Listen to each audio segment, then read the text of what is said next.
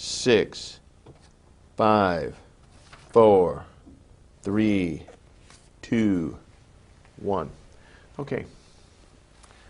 Let's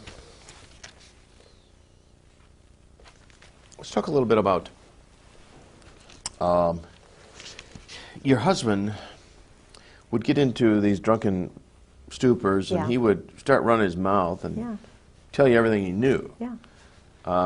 What did you find was some of the most stunning revelations that that came? Besides the fact that he admitted he couldn't be a Christian and was an existentialist and explaining what existentialism meant to him, which was startling to me. The other parts of some of the things he told me, which really startled me and frightened me, was his attitude towards murder, which he said was not murder, because he said emotions are not involved. His cold, calculating view of the destruction of innocent human beings meaning nothing to him, having absolutely no feelings about ordering others to do that. Now, did he ever carry out some of these murders himself, do you think? Oh, of course, yeah. In fact, he told me about Malcolm Kerr's murder. Malcolm Kerr, who's that? Malcolm Kerr was a British double agent who worked in California. He was one of these joint, these intelligence operatives who worked for both sides. Okay. And he had been in California, but he was doing intelligence work in Beirut, undercover. He was the head of the American University of Beirut, AUB, which is in Lebanon. Okay. Now, my husband was the liaison between the White House and President Jamal, the brother of the first president who was murdered. My husband was involved with assassinations and operations. Okay. He was very upset with Malcolm Kerr because Malcolm Kerr refused, although they were already there, the Marine snipers, the assassins, who were under my husband and General Joy, and Al Gray, of course, were hiding in the dormitory at this university. And, of course, General Gray, General Krulak, General Wilhelm, now Charlie Wilhelm was there. He is now my husband's special boss. And they were undercover there. And they had Malcolm Kerr murdered, simply because Malcolm Kerr would not allow the Marines to stay in the dormitory. Had I been Malcolm Kerr, I wouldn't have wanted rowdy Marine assassins living in a dormitory with children, essentially, adolescent young children, having set, you know, with their perversion and some of their behaviors. So he was put away for that very reason, George told me. Then there was Did he give Dale you Dorman. any details about how he was killed? No, he told me that he had to be gotten rid of because of that. He then said that, and oh, this is interesting, Mary Clark Yost Halab my husband is handled by her. She is an American double agent who was put on my husband's case because she could handle him. They had an affair, of course, while my husband was first married. I found out about it because she called the house after we were married and wanted to talk to him. And I found in his papers a photograph of her and her bio and all kinds of information on her. And her address in his address book, and I want you all to see that in this movie. I have a photograph of her. They had a long-term affair the whole time he was in Beirut, while she was married to an Arab intelligence double agent who was underneath Malcolm Kerr. Okay. And who took over when Malcolm Kerr was murdered by them. So what you have here is a favor essentially done to Yost. She was Yost. She's from Louisiana. Baton Rouge, New Orleans. How did she enter the intelligence picture? Was she recruited from school? She was at, trying to think. I have her bio. Okay. English major, written books on British literature, Phi Beta Kappa. She went to the American University in Beirut. She married an administrator there who became, because of her position, they love the mixed marriages. He was mixed marriage in the sense of? For the double agents. If an agent marries an agent of from another country. Yeah, they love that. The intelligence community love that. The State Department loves that. And I was mentioning earlier that about the State Department, when I was living with Sarah McClendon, helping her in 1986, I went everywhere she went because she's the senior national White House correspondent. And I went to the State Department one day because I was curious about why there isn't peace in the Middle East. And I wanted to go to what I thought was the Middle East Department. Well, there was a group of students, and I got a press pass ostensibly to go in and interview them. So I left them and meandered up to the Near East section. And I had quite a few hours. I thought they were going to, say, what are you doing here? Because all the doors were open. They had these little buttons on each door, that they could have closed and you could have had to have known somebody to get in, which I think is terrible. To have the American people not know and not be allowed into the State Department without a special Sarah McClendon. If I hadn't been living with the senior White House correspondent, I, as a citizen, would not be welcome at the State Department. Now, if they're interested in peace and they're interested in that kind of thing, they're certainly not showing it by the closed door policy. So I went in. There were about 8 or 10 offices. I went in every single one. I was looking to find out who the leaders were. I knew about Aaron David Miller.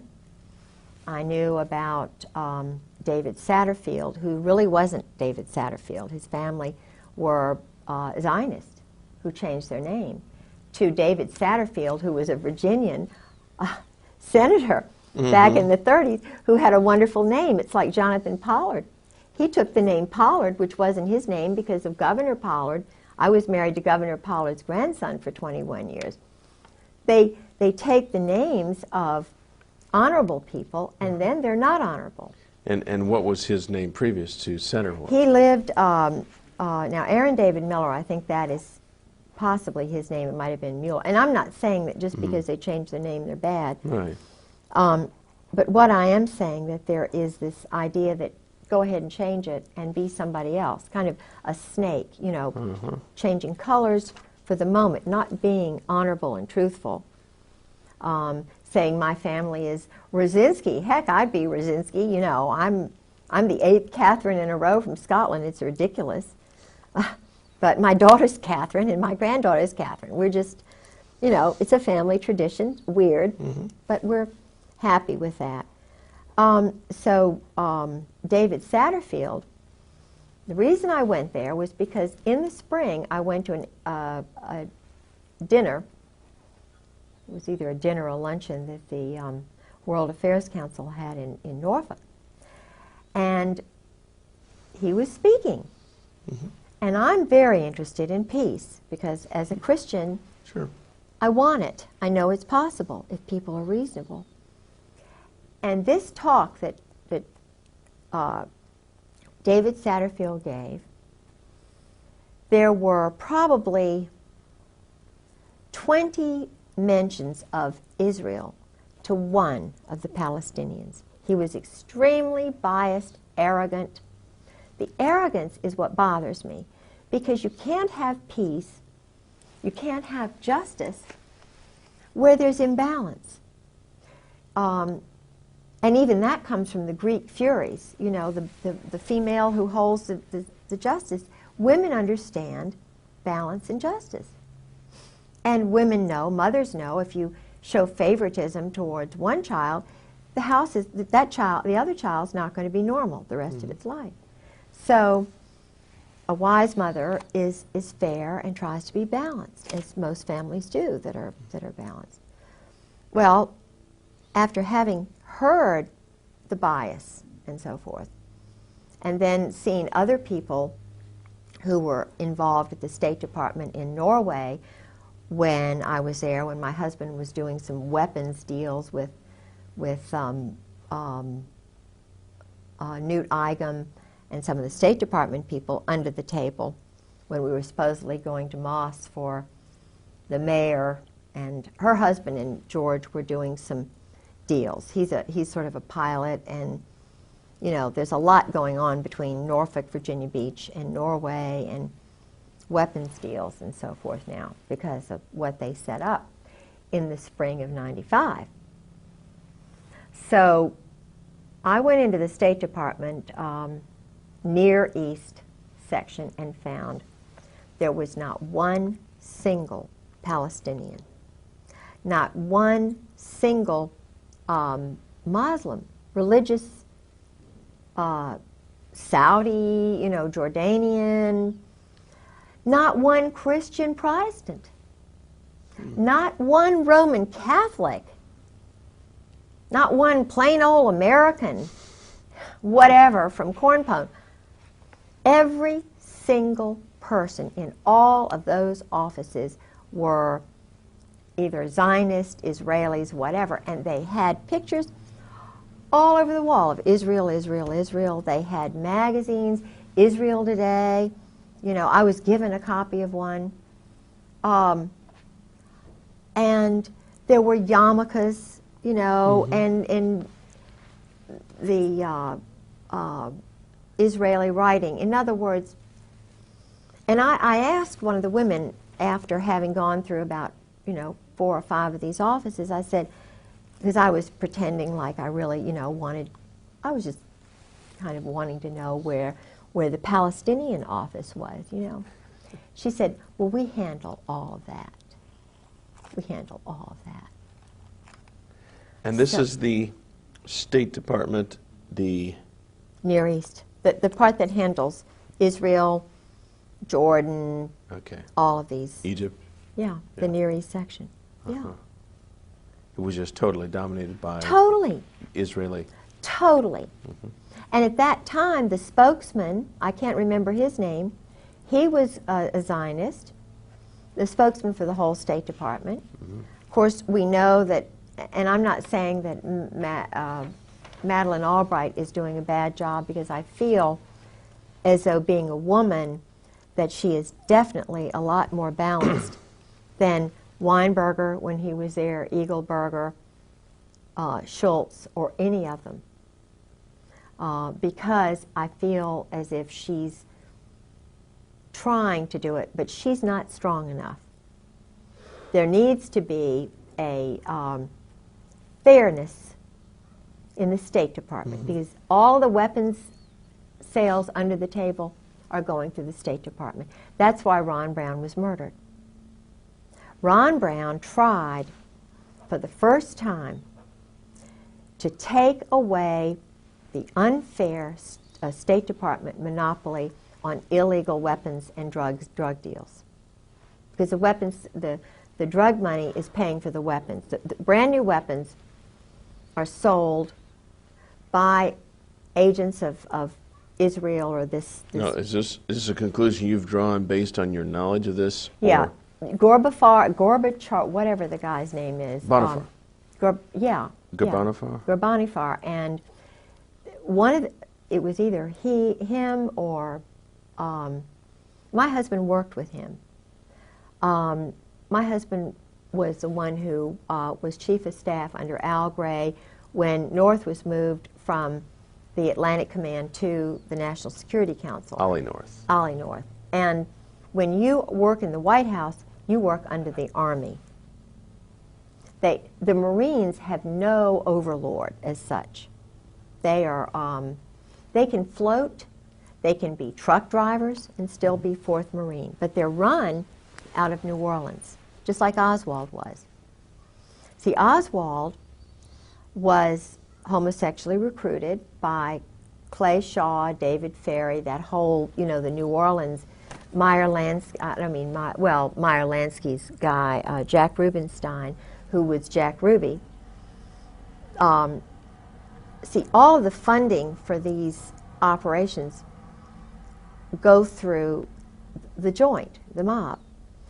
And Oswald's mother had moved to New York, and he had gotten under this Zionist psychiatrist. I can't remember his name. But he came down to check on him. He was brilliant, but he wasn't motivated. He wasn't told he was special. His dad died or whatever, And his father was a, I believe, a German soldier. But the point is, Oswald was a loner, brilliant, and a perfect candidate. He and my husband's profile are just, in fact, they almost look alike. And you mean their profile in terms of their background? Psychological not profile. Their physical profiles. Yeah, even they look a lot alike. Yeah. And what's interesting is... They always allege that he had a double. Well, Couldn't you have been see, your this husband. is interesting. My husband, when I saw him in June, after his having lived with me that fall, he was different, a different facial, everything, than the man I married. The man I married and the man I saw in June were one and the same. Had a fuller face. The mouth, the mouth was fine, but the man that I was with, and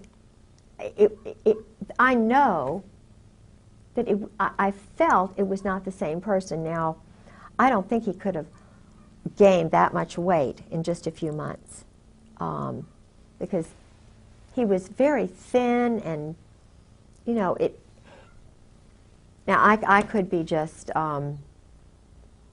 But women sense things. I don't know how to explain it.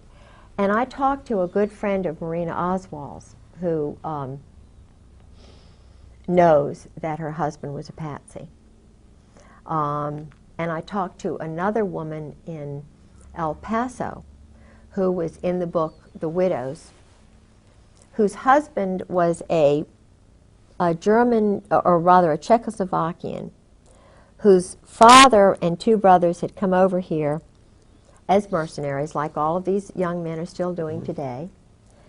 And the father sent for the little boy and his sister, leaving the mother back in Czechoslovakia. Evidently she had had an affair or something, but she was banished. I think they do this on purpose, though, because I'm finding that the boys identify with their mothers. They don't bond so much with the fathers, and they are their mother's keeper in that country. Now, I've talked to an Indian who had this situation, a little boy from Haiti, and a young boy from Romania. Each and every scenario was the same. The mothers were back there. They were given 5 years to become an American citizen. As they were mercenaries, they had to do things that made one of them cry on the bus. And he told me what was done when they did a hit. There was one man who did things that were just horrible, and he said, I want to get out, but I can't.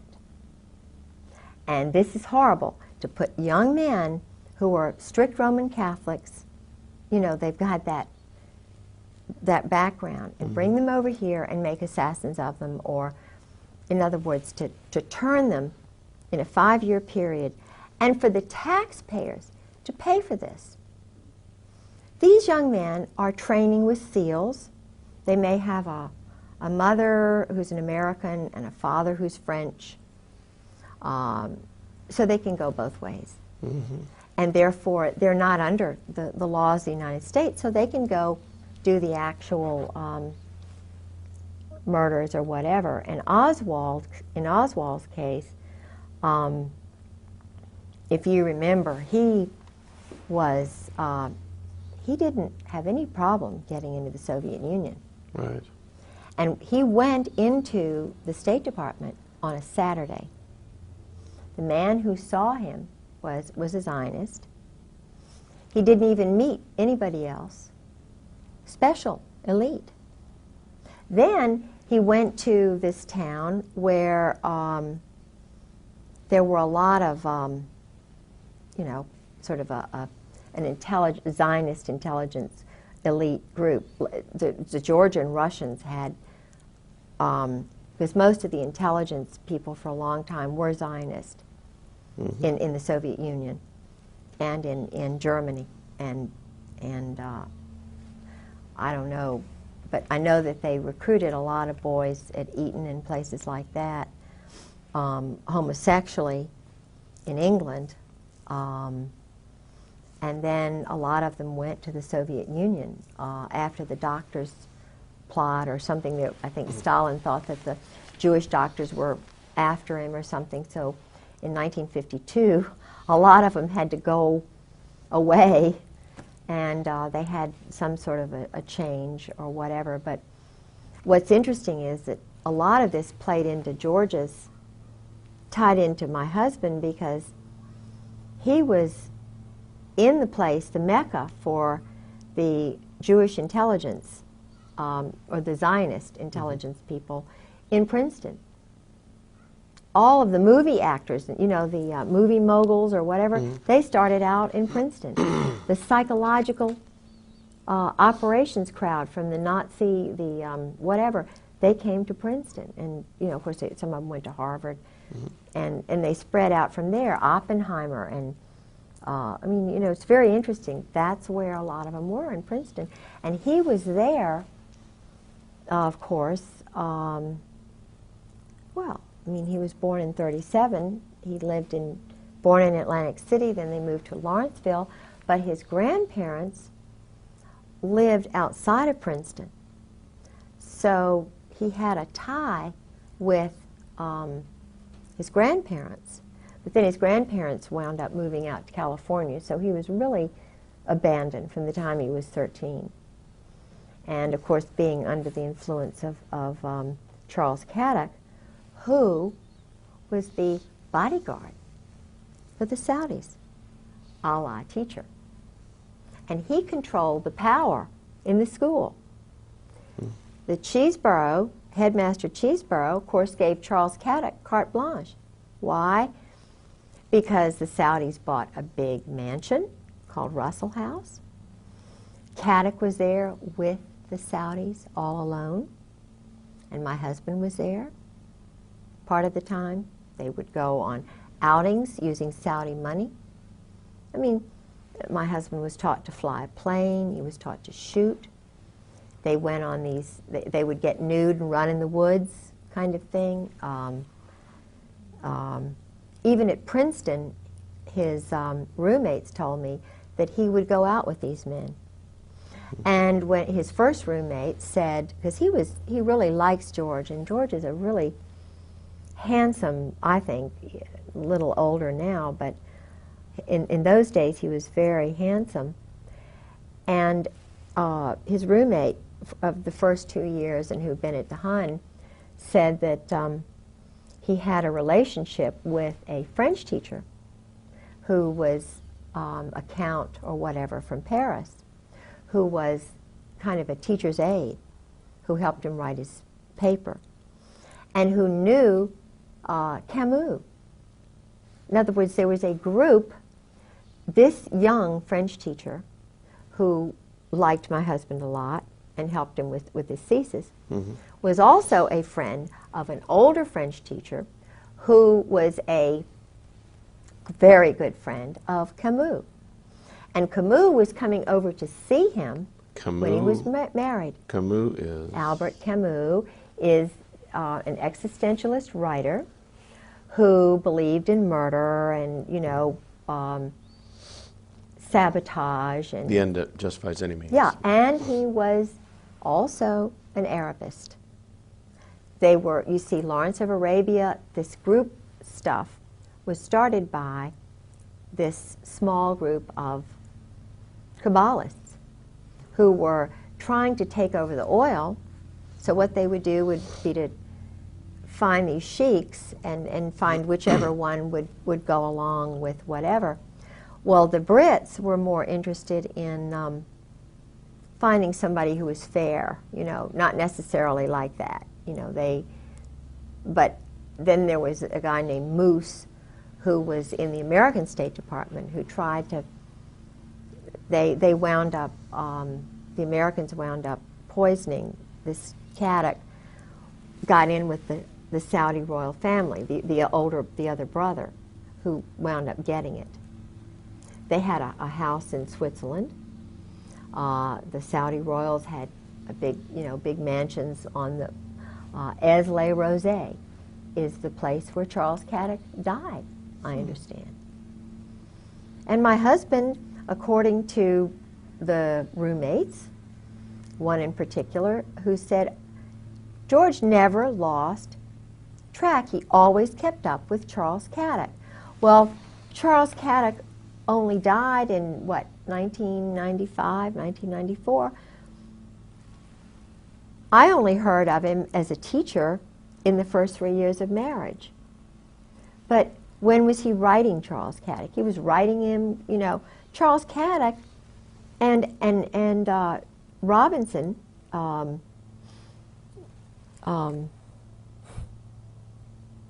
Robinson, I can't think of his name now. You probably will tomorrow. Alexander Robinson. Alexander Robinson. Was a Marine, very handsome, young, went to the Hun School, and was in Saudi Arabia, in these places, came fresh from there to the Hun School. Went to Columbia University as a history major, which is an intelligence school. Columbia is a school where, you know, for example, Nussbaum went, who was across the hall from Vince Foster. I believe Ezra Pound went there, but in other words, Ezra Pound knew too much, so they just put him in St. Elizabeth's Hospital. Right. And it was a wonderful Virginian who got him out. You know, in the movie JFK, Yeah. there's a scene where it shows this homosexual. You've seen the movie JFK? Mm-mm. Oh, okay. Well, I presume Yeah. too much, but there was a scene involving Ferry and who's the other guy in New Orleans? David Ferry and Clay Shaw. Clay Shaw. Clay Shaw was OSS. He was also in intelligence, and he was homosexual. Yeah, and they did dress up. They were in that movie, yeah, in complete drag and a real weird thing, and I'm sure that struck a lot of people as it's very odd that these people would be homosexual like that. But that actually, the movie very I'll have to see that. evidently, very frankly, brought that across. Yeah. Yeah. Well, what's interesting to me is this book, The Widows, has 4 spies, double agents, who work for the United States and Soviet satellites or whatever who were murdered. And they worked for the sort of the Navy and the Army, and one of them was a man who was murdered outside of the Army's intelligence headquarters outside of Washington, and in a Holiday Inn, I think it was. And just before he was murdered, he called his wife back in El Paso and said, "The Army is going to kill me. They're going to kill me." Well, he was murdered, and the Army did kill him. Now, this is a fictional account, or this really happened? No, it actually happened. Oh, I was thinking the book The Widows is not fiction then. Oh, no, it's all. Golitsyn, the spy Golitsyn was in there. There were a couple of others. Paisley, who was murdered almost like this other man. Paisley was murdered like William Colby. Paisley was also hanging around with homosexuals. He went to the Rush River Lodge. That is the one. So did Bob Woodward. Bob Woodward, you know. The reporter? Yeah, yeah. Henry Kissinger was a well-known, totally a homosexual, not even both ways. And so his wife is a marriage of oh, it's just a convenience. Yeah, and he might, you know, maybe he's discovered women in his late age, I don't know. But no, I heard through a very well-grounded German that Henry's best friend's father told Henry to stay away from him, and that's why Henry left. The family were embarrassed, and Henry went to Britain, where they did this, and then changed his name from Heinz to Henry. And I interviewed a man named Bob, who's an Army enlisted person who told me about Henry in Cambodia. So he, up through Cambodia, he was actually raping young men. And of course, that experience destroyed the lives of these 5 young men, according to the source. I mean, he said he was crying, and this man was a perfectly wonderful, functioning, young married man who worked for a newspaper on the Eastern Shore and had 3 young children, went to Vietnam as an enlisted man, was put in Cambodia, which he said it was a lie living there, and then ran into Henry Kissinger, or Henry Kissinger ran into him and did certain things to him, invited him into his tent with some other men. It was horrible, but it was, you know, he said it's wartime and so forth. But he said, you know, I could have taken it mentally if it had been a bunkmate or something. But he said, when it's someone like Henry Kissinger who does it to you, you're ruined. He said, I could never, he said he came back home. Oh, and this is interesting, and I really believe that Bob's right. He said, Kissinger said to him, if you ever tell anybody, if you ever mention a soul, it's the end of you. Don't you ever tell anybody. Well, when he got back, when Bob got back, he went to a special hospital, and they were going to keep him locked up forever. Bob? Bob. A lot of the other boys just, you know, my feeling is that he was flagged the way I was flagged when General Gray and, you know, Wilhelm had me flagged because I broke up the go-go dancing in the officers' club. I was labeled a troublemaker because I thought it was wrong for married men to be going out with topless go-go dancers in the officers' club dining room, and I took pictures of it, and my husband, you know, got really mad and so forth. And these pictures today are still with you, or they're missing? Oh, no. My husband, what happened, I had the pictures. I risked my life because he tried to grab the camera from me. I hid it in the women's bathroom, and he tried to get it from me. We had a terrible fight that night. He wanted the pictures, and I mean, I prevailed. I developed the pictures, wrote a very nice Southern letter, wrote the letter to the club manager saying I didn't think it was proper, had 3 sets, actually 4 sets of the 3 photographs I took made, and I sent a copy of the letter and the photographs to the base commander's wife and to the commandant's wife, and it stopped. But I was flagged, so. I know, but this was before Tailhook, and yet instead of being congratulated for helping family values, for standing up for the wives, for showing the Marine Corps the proper place to have nudity and debauchery is not in the dining room of Camp Lejeune. And my husband said, well, this is nothing compared to Okinawa. You just have to get used to it, he told me. Now, I was a colonel's wife. These were young majors, and they were seeing me being talked down to. What do you think it did to them? It demoralized them. The Marine Corps was demoralized. The wives were demoralized, and I did what was right, what Jesus Christ would have done.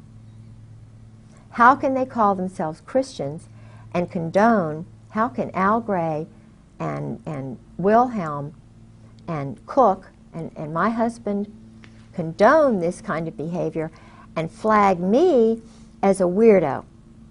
Mm-hmm. So there's something, and that's where I'm standing. I'm standing on what I know Jesus Christ would have done. And if they want to, continue to hound me because I'm telling truth, well, that's just the way it is, because I'm not going to lie and develop a different kind of personality just to please them. Mm-hmm. But anyway, that happened. Well, it's certainly honorable. Now, so then the book, The Widows, continues with... Yes, yes, and I contacted this woman. There was a detective who had to be hired. She knew he'd been murdered. The Army covered everything up. She had an independent investigator. And the interesting thing which happened was that she worked in a toy shop. This isn't in the book. She told me this over the phone. This is Mrs. Yeah, it's like Klein. Well, at any rate. So yeah.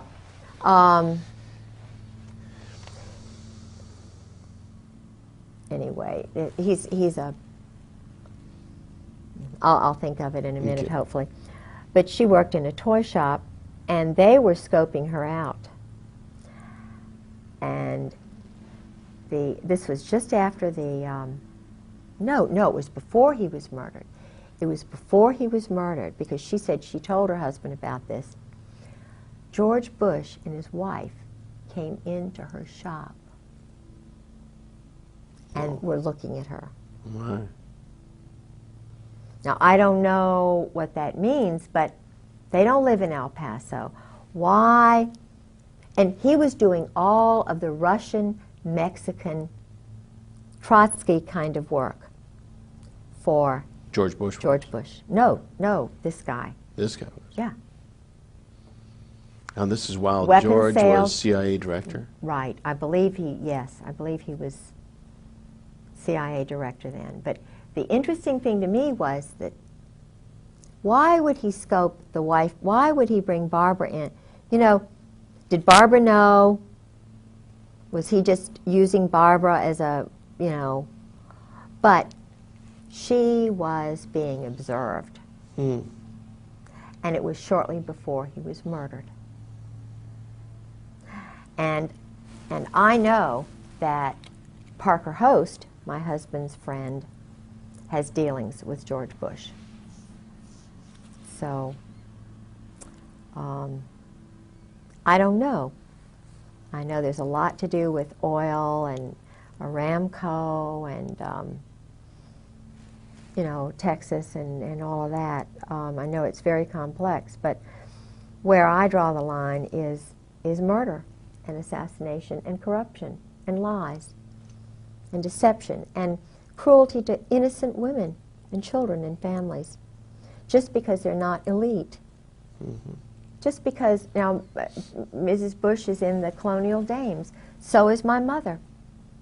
Colonial Dames? What Colonial Dames. It's a, Colonial Dames is a very elite group of women, they think they are, who are descendants of George Washington's aides.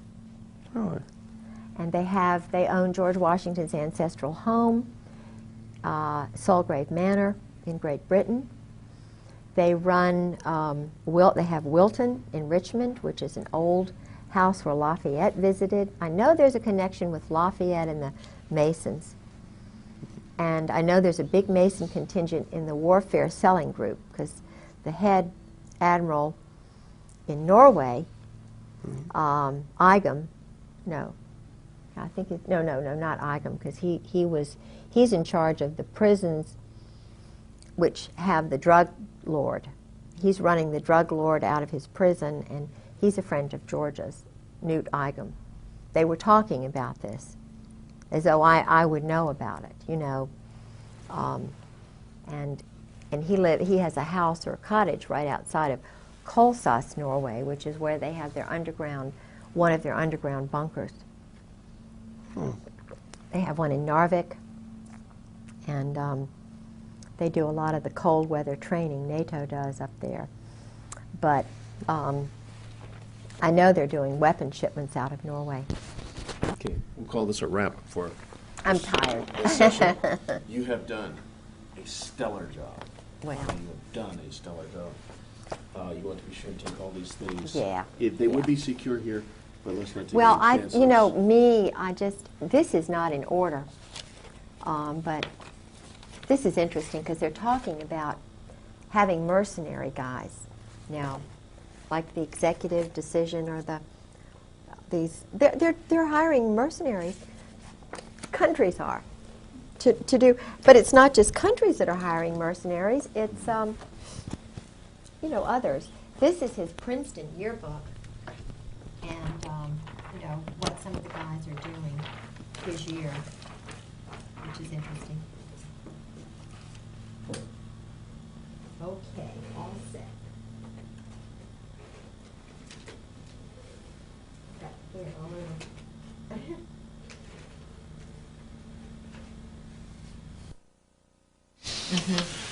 Okay, now we're on the clock. Who have we got here in this picture? All right. Let me just put this here. This individual here is his name now is Rockland Williams. He's a South African quote unquote general who was with the army of the White Army in South Africa, who was actually a double agent for Mandela's forces. He's an assassin, a murderer, and Did your husband tell you of any murders that he committed? Any people or any situations like that? He stayed there with us. He was a guest of the State Department, and my husband arranged, this is my husband here, this is a gal in our church, Carla, whom I thought would be interested in going along with us that day because of the South African connection and Mandela and so forth. She's another battered military wife who lost a child. And anyway, she is a very bright lady, and we Now this guy's name again is? Rockland Williams. He studied in Great Britain after this. Does he have any got other a doctorate. Name? Yeah. He is very interested in Ireland. I think he's basically sort of part of that IRA kind of underground. But his father, interestingly enough, came over to North Carolina as one of the sort of underground trainees, or during World War II. They had a number of training bases for communists in this country. And his father trained and lived in North Carolina, but was not from America, which is interesting. All right, now we're on the picture on the right, an individual laying down. That's your husband? Yeah, my husband was a rageaholic. During Vietnam, he had to kill a number of people, and lots of people, and he was suffering from post-traumatic stress syndrome.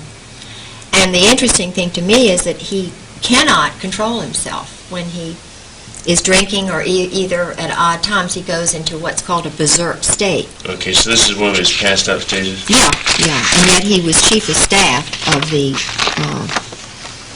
okay, that's good. Yeah, this picture is of me and Sarah McClendon and General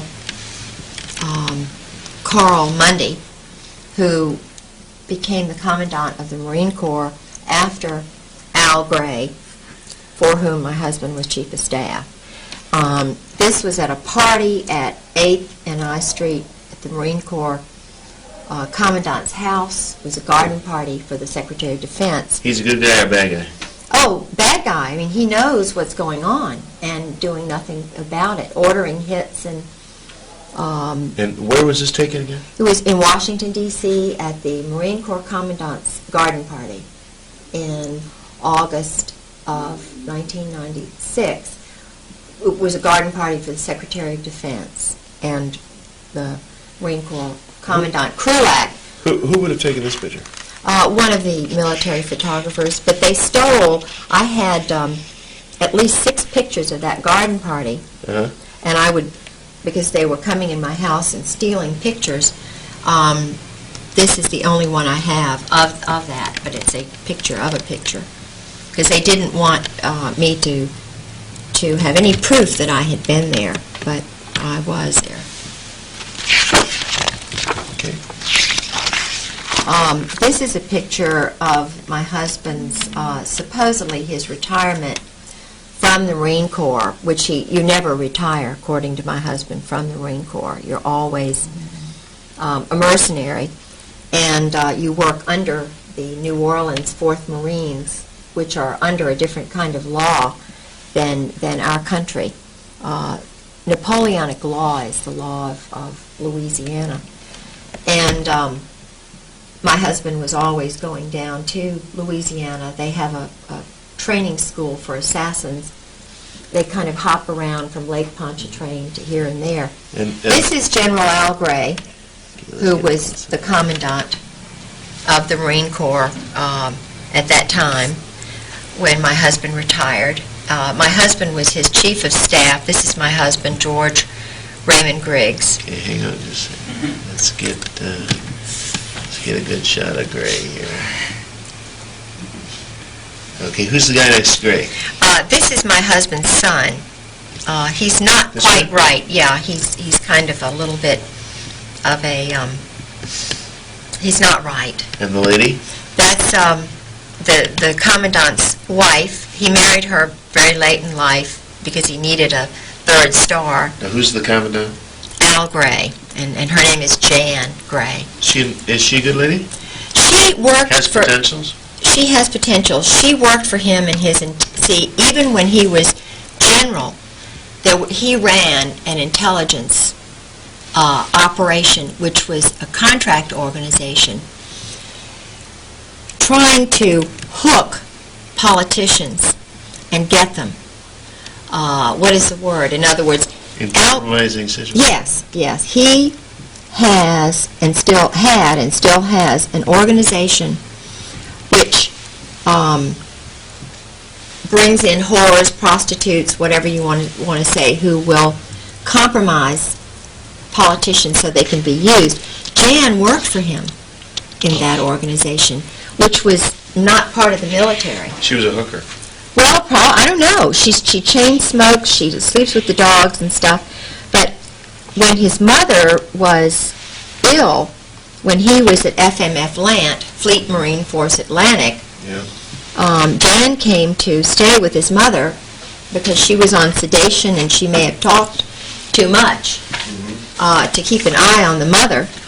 And then he married her because he would not have gotten his 3rd star or whatever without having been married, because he is a homosexual. He's a well-known group sex homosexual. Okay. And that's my husband, that's me, and that's my son, Garland, who's now married, and I have 2 grandchildren. All right, now let's see. This is a copy of my husband's diploma from the NATO Defense College at Rome. Okay, let's...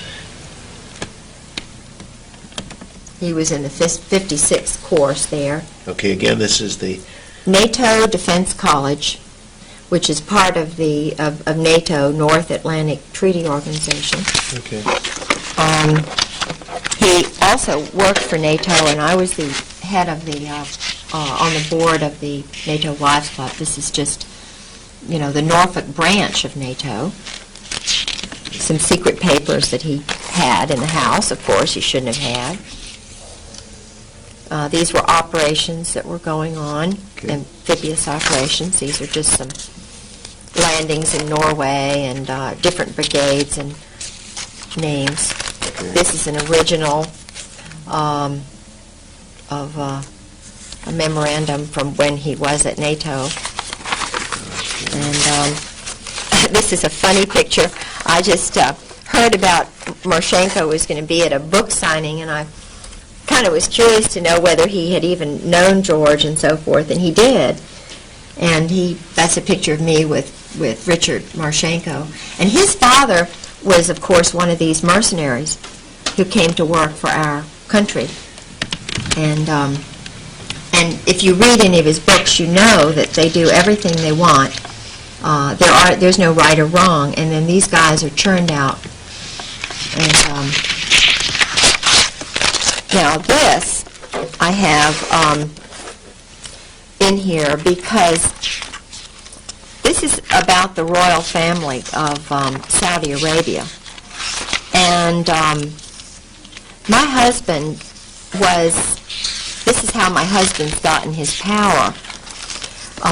Because my husband went to a private boys' school on scholarship. He was hooked the same way Oswald was, homosexually. Mm-hmm. And the three oldest Saudi boys were also hooked homosexually. The first one to come over after the uncle had been murdered, because the uncle was a really good guy, and he favored the British.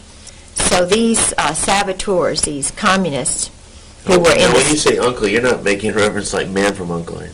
No, the uncle of the Saudi royals. I just wondered if there's any connection between that television series and... But Mansour was killed. It was Mansour who was poisoned in Paris. Right. Okay. And my husband went to school with them. And now there's one of them involved with the Marine Corps. He's kind of... All right, this is the recruiter for my husband.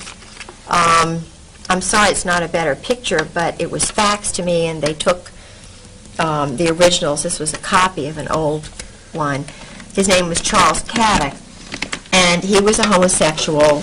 Borland was a homosexual. Okay, I need you to hold it up about 2 inches. There, that's close. Charles Caddick died in the Saudi, one of the Saudi mansions outside of Marseille, where they used to have the group sex orgies. It's a place called Aix-les-Rosés. Okay. And okay, I think that's. Then we get into the diary. What's this here? Oh, yeah, this is one of my husband's friends whom I talked to about some things that were going on. He was on the ship with my husband, Ed Townley. Did you mention any of these during our interviews at all? No, I didn't mention Ed Townley, so he's not. Right. Let me see if there's anything here.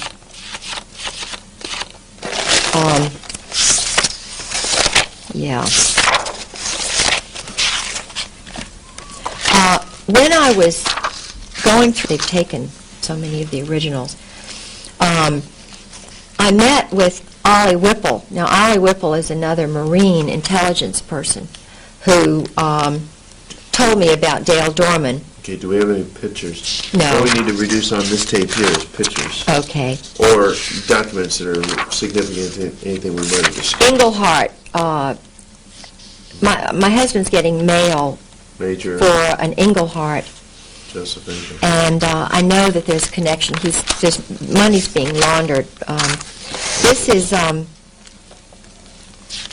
presidential citation, copy of one from my husband.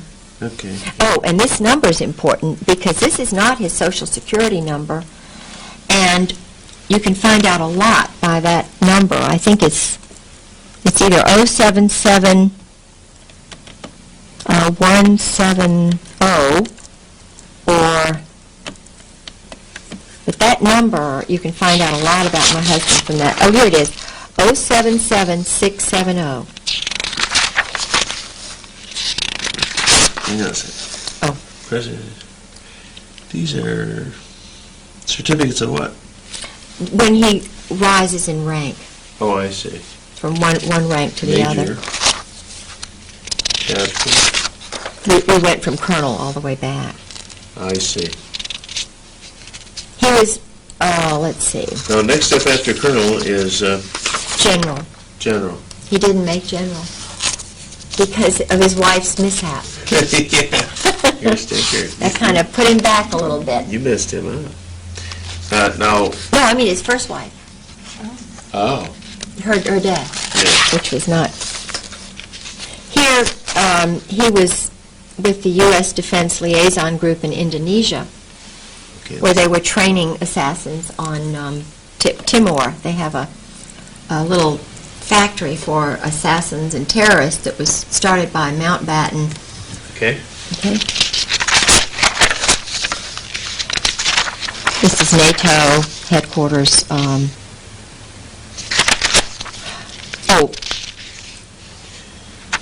These are notes by his a Marine Corps friend of his from Princeton, who was in his class and who helped me a little bit to understand what was going on. But this is interesting in his handwriting because it says, Robertson says Kay has spoken of abuses, George spending up to the limit, $33,000 on credit cards. He says an intervention often might be good.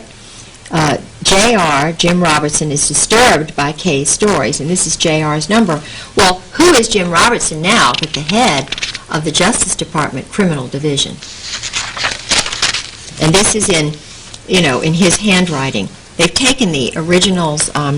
Mike Kimmel was mentioned to me by Jim Proctor, who has written this.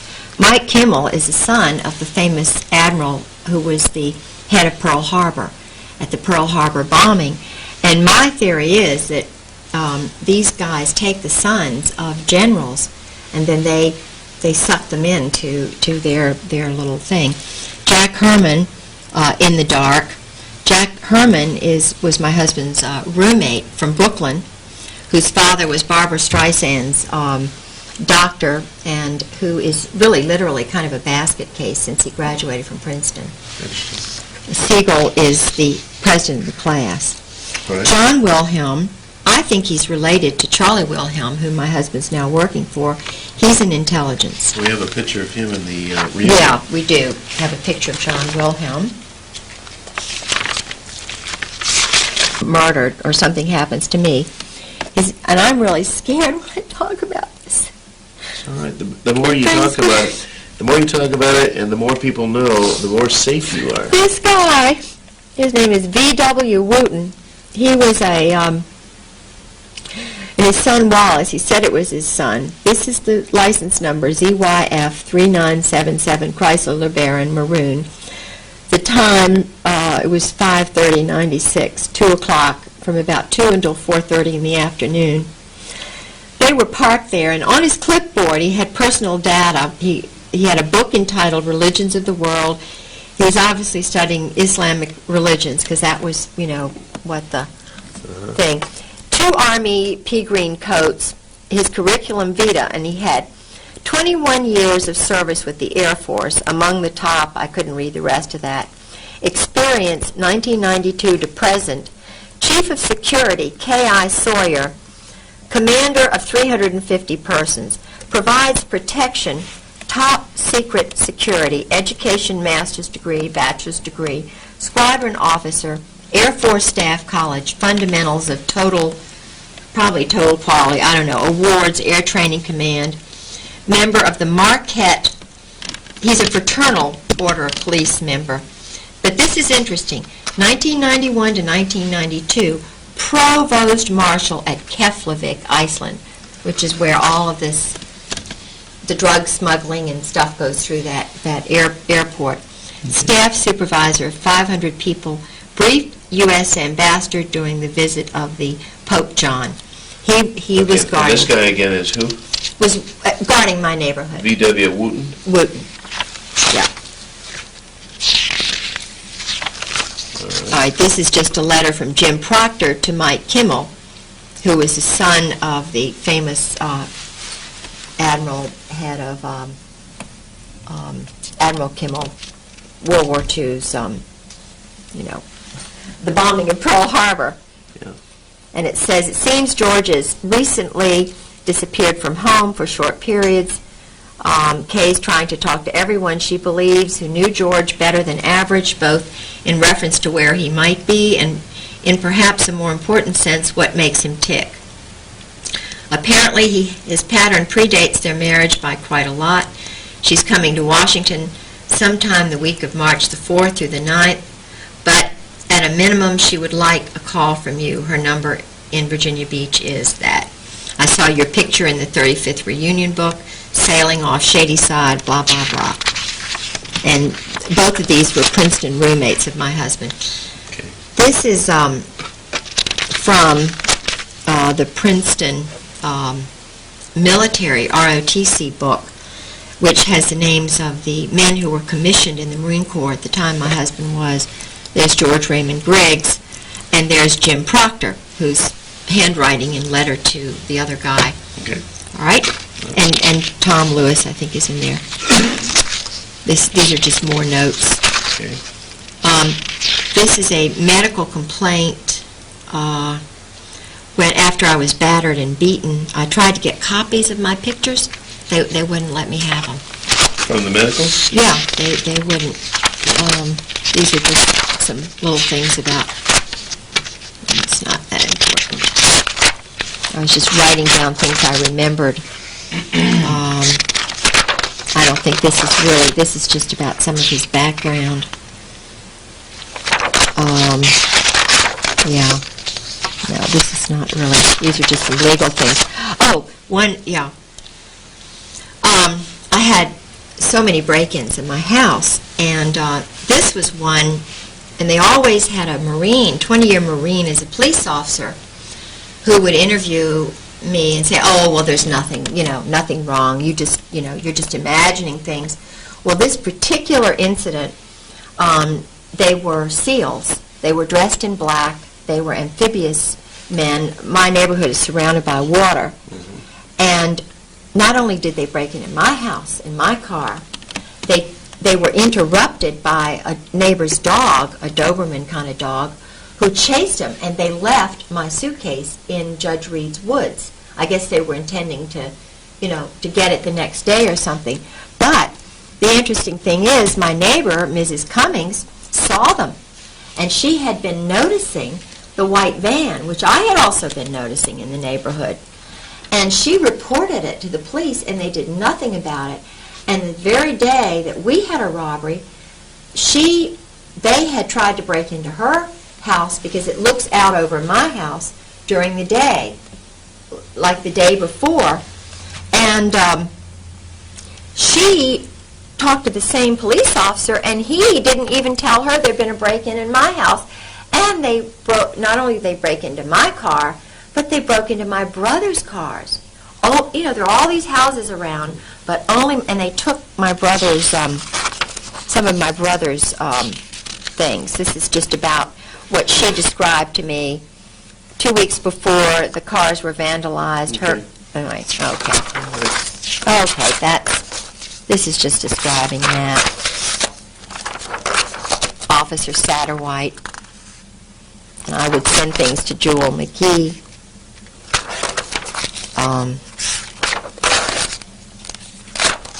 These are just. I had a lot of things going on in my house where they were doing things. Oh yeah, this is from the alumni list of Princeton, and I don't have in other words, the Saudi Royals are in the alumni class list, but they're not in this particular one. But if you call the Hun School and you get a list of the alumni, then you will find the Saudis are there. Now this, the CFR list, this is why I have this. This is the CFR, Council of Foreign Relationship members. And all of these I've heard about or met some of them. My husband's mentioned. There's some that are also skull and bones at the same time. It's the Yale leadership crowd. Howard Baker, George Ball. Steve Bell I know really well. He is a friend of my former husband's family. Did we mention him in the interview at all? Steve Bell? No. John Blum we did mention. My son is married to his daughter. John Blum, he's a Brooklyn, Yale-y. His best friend is this Rockefeller guy, not Jay. His son is married to your daughter. No, his daughter is married to my son. His daughter's married to you. And they met. His father, they're Jewish, part Jewish. Mm-hmm. But what's interesting to me is that, see, I married the governor's grandson, and my son is John Garland Pollard the fourth. I mean, you're talking old Virginia. Mm-hmm. I was like a brooding mare for them. I mean, I was a bird of Virginia. It was kind of like, you marry this John Garland Pollard. Well, my son went to Woodbury Forest, which is where George Bush's son went and Oliver North's son went. Okay. My son went there for 4 years, and he met Alice Blum, who, they have a place in Maine, and there's a lot I know about John Blum, but I didn't mention that. I mean, there's so much. John Brokaw's name is in John Brokaw, Califano, Jimmy Carter, Chafee, Bill Clinton, Cisneros, Cheney, so forth. Harding Carter is a real close personal friend of my husband's and a Princeton graduate. Okay, lift this up to it. Yeah. There we go. Oh. Harding Carter. Okay. And so is William Crow. And who is he? He's a Princeton classmate of my husband's who was what does in he the do? Carter administration, intelligence. Okay. All mostly intelligence. And they're not intelligent. Michael Dukakis, Andrew Biddle Duke, Larry Eagleburger, he and Henry Kissinger were good friends. Einhorn, no, I didn't mention him, so I won't. Okay. Forstall, he's the son of James Forstall, who was murdered. Okay. Ellen Frost, I know her. Firestone, Gelb, David Gergen. Anybody you might have mentioned in the tapes? Let's see, I'll go real quick.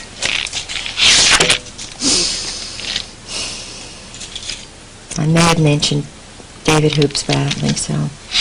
No, okay. These are just CFR people. Yeah. Henry Kissinger. Signs, yeah.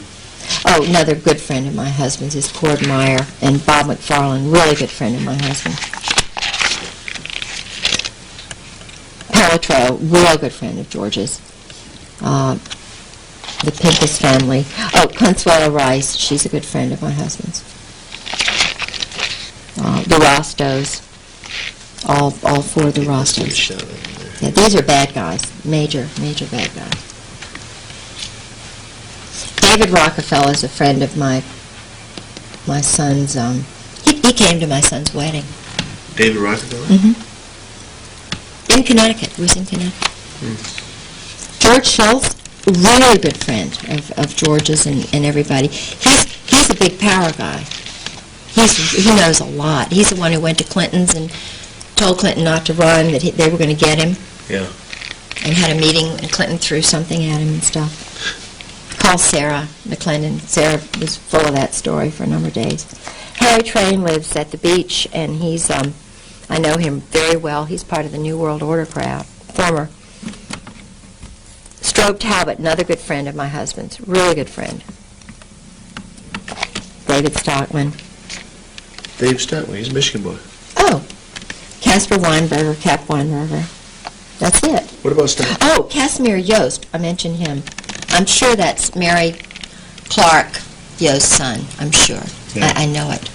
Okay. Do you know Mary Clark? That's that.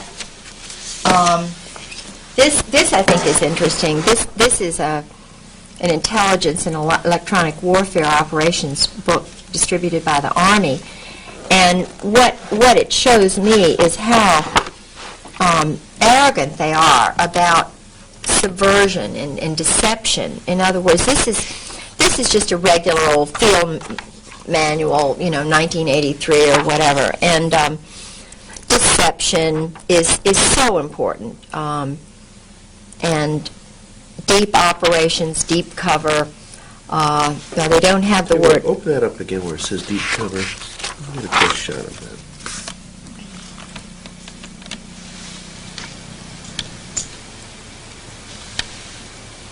Okay. In the special operations is what my husband was head of, operations.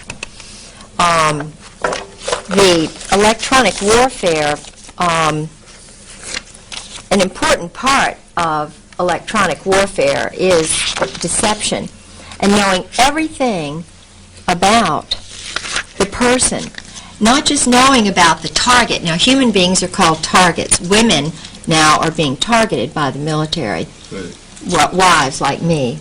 So they'll have a team finding out everything about my grandparents, my family, who my friends are, to try and discredit me. And of course, everybody who is flagged, who is a target, they'll jamming is the deliberate radiation or re-radiation of electromagnetic energy to prevent or downgrade the reception of information by a receiver. The multi-spot jamming is directed against more than one frequency. In other words, they jam I've had my caller ID downloaded. Sarah McClendon called my house and was told she couldn't reach me. It was a military base. MED is conducted. MED is manipulative electronic deception. Simulative electronic deception is SED. MED is conducted by altering the electromagnetic profile of friendly forces. It seeks to counter hostile electronic warfare and SIGINT activities by manipulating friendly electronic magnetic emissions. This is done by magnifying the technical characteristics and profiles which would provide an accurate picture of friendly intentions by deliberately transmitting false information. In other words, they are interested in deception as part of their line of attack. Okay, cool. Okay. It just goes on and on and on. Well, it authenticates it. They teach this stuff. Yeah. Then those single pictures you had. Oh, yeah. Snaps. Oh. Real handsome guy. His dad was a Nazi soldier. Okay, was with the big elite. Name is Ken Millis. Let's see. And that's his mother, Flo, from 7 Mile, Ohio. Really nice. All right. That's that former Marine Chief of Staff. While my husband's wife was being put in the grave. Let me zero in here again a little bit here.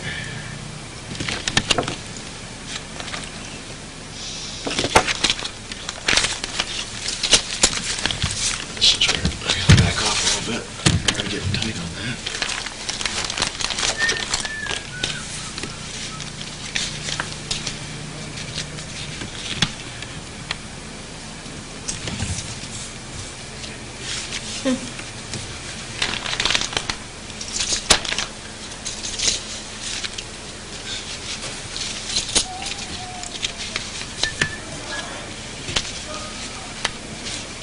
These are some original letters that he wrote to his lady friend when he was married to his first wife. Okay, now once again, these the significance here is he is a Marine colonel who was always there when George would sort of disappear, but he was chief of staff Okay. And the ladies are?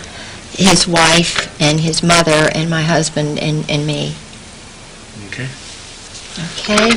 Whoops. Oh, I'm sorry. Sorry.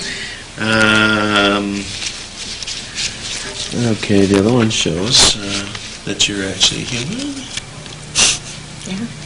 Dog lover. Yeah. Princeton ashtray. And who's in the picture above? That's his first wife's mother and his daughter and his daughter-in-law with the baby that I just prayed that there would be a granddaughter. And this is Melinda, little Melinda, in front of the dollhouse in our yard. Okay. Okay? This is his first wife. Can't tell you what. With a dog. Let's hold those right about, I don't know. Let me put something up there so we get beyond. How about this? There we go. Just use the box. There we go. Just lay them on top of that. All right. I never knew Sue. That's his first wife. Mm-hmm. Okay, next. Yep. This is George and his cousin Bob.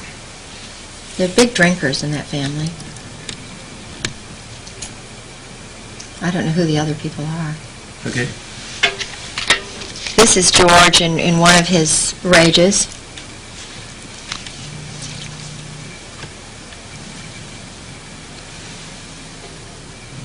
This was in the morning too, without alcohol. I gotta back up in order to get it focused. Back up to the raging one, the one we did before. Okay.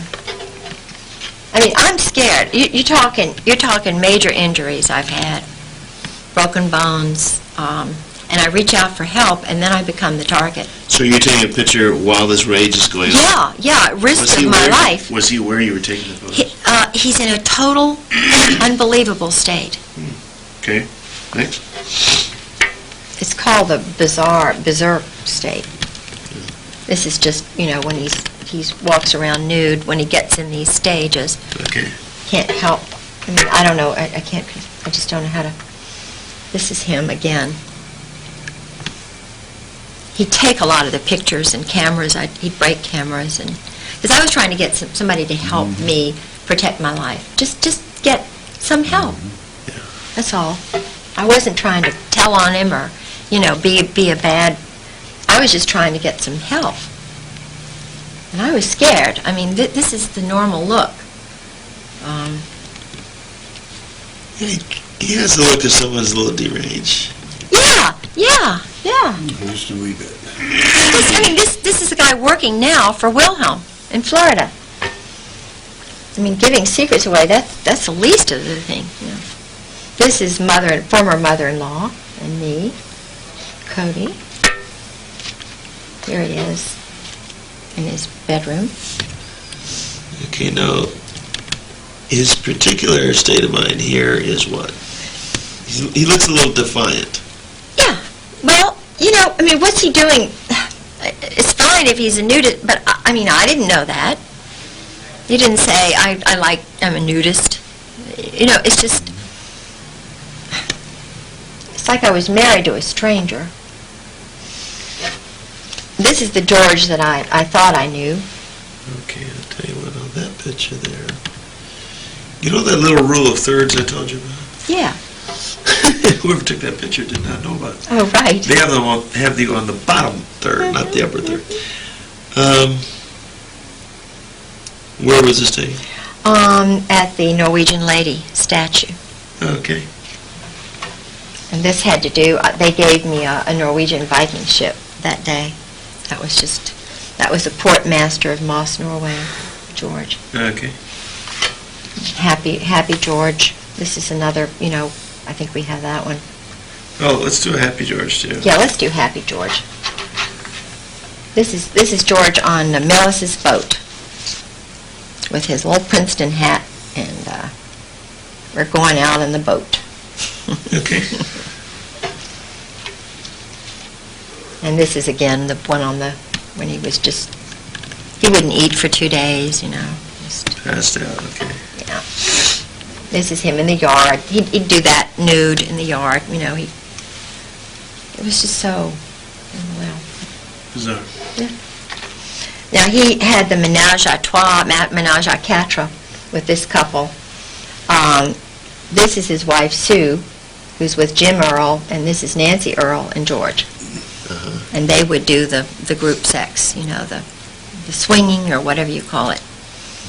And I had lots of people tell me that, and yet he's, you know, very trusted, and they know everything kind of about him. This is another woman he was sleeping with in Beirut, whose husband was the assistant director at the American University of Beirut, who was an Arab. She was an intelligence person. And her son is Kashmir. Okay. This is just, you know, some bruises of me. That's not very nice to look at. There are injuries. This is George with his booze. Let's see it. But he looks like a little happier, George. Oh, he's always smiling when he's drinking. Bless his heart. You know, he's always smiling. Okay. I'm trying to...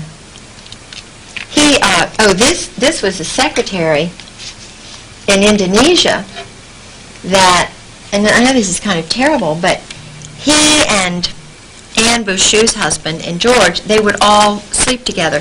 He went to visit her parents in Australia.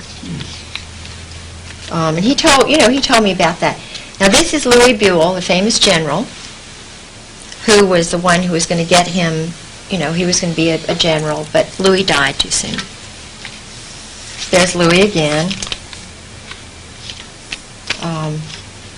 Here's Halab's address. You can tell that, you know, he tore it up. But I went and retrieved it. There's Halab and company, Halab. And these are just some letters to Anne Bouchou, another person. That's basically it, I think. I think we've got all of it. Okay. That's it. Right, then any other photos you... Yeah, when would that have been? Oh, 93, somewhere around in there. 94. November. Hang on a second, don't move it. Okay.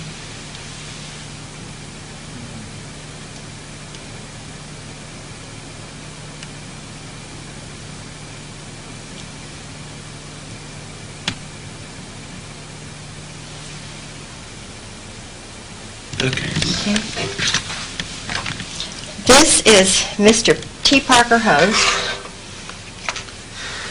Burma assassin, friend of my husband's, owned one shipping agency when he met my husband, knew he was a friend of George Bush's, wound up with 8 or 9. Changed from being a Democrat to a Republican to introducing George Bush in '96 when he came to speak to a banquet that he arranged ostensibly for John Warner. But when, you know, they did a fundraising thing, you know, you meet George Bush and Barbara, pay $1,000 or $500. Well, he's a mover and shaker and a nudist and a group sex guy. His sons are real messed up. But he's my husband's best buddy.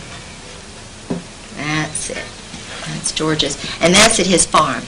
And we would go to the farm, and George and Parker would go out on the boat for 2 and 3 hours. And I thought, what is going on out there, you know? Okay. Here's a little thing about T. Parker Host, became chairman of T. Parker Host Incorporated. David Weibel. You know, that's just Parker. Okay. This is his wife, Anne, and I introduced him to her. Good work. She's my school friend, you know. Is she still married to him? Yeah, I mean, he's loaded. You know, she wants a lot of money. Her uncle is one of the guys who went to the moon, Collins. Her grandfather was this big Army general, so I didn't know Anne was all that well connected to the Army. Her uncle was head of the Army's big, after he retired, library, or, you know, their records. Yeah. And her grandfather, Lawton Collins, was the head of Vietnam before, you know, I mean, you're talking major, if you're Army, interested in the Army. So I introduced her to Parker, and he was just a little anyway. What's the next one? Okay. George and the Earls. Oh, that's the swap. The swap. Swap team. Swap And team. within that picture, each mate is swapped. Yeah. Yeah, exactly. She's not standing behind her Oh, husband. no, and they're not sitting with each other either. They sit on top of the other's lap. Yeah. Now, this is a Norwegian couple. No, you don't need to see that. Oh, this is the way he left the kitchen Yeah. when he took off. Okay. That's his beer machine there, by the way. Okay, this is just us at a wedding. Oh, that's a nice picture. Okay. Validates the fact that you spent time together. Oh, yeah. And there's even a date in this particular photo. Hang on a second. 94, 10/15, 94. Let's see.